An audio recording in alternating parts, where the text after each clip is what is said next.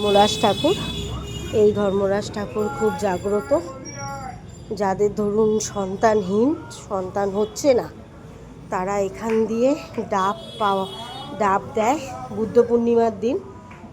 বাবা খুব জাগ্রত এবং আমারও সেম এই বাবার ডাব খেয়ে আমারও সন্তান হয়। বাবা খুব ডাক শোনেন। মন্দিরটা বন্ধ আছে, জানি না আপনাদের কতটা কি দেখাতে পাচ্ছি। খুব জাগ্রত ঠাকুর।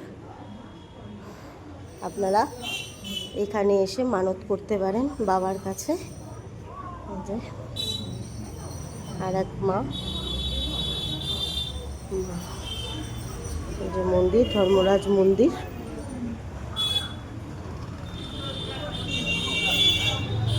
ধর্মরাজ মন্দির ঠিক তার অপোজিটেই আমি যে দোকানের ব্লগ আপনাদের দিচ্ছি, ঠিক তার অপোজিটেই দোকানটা।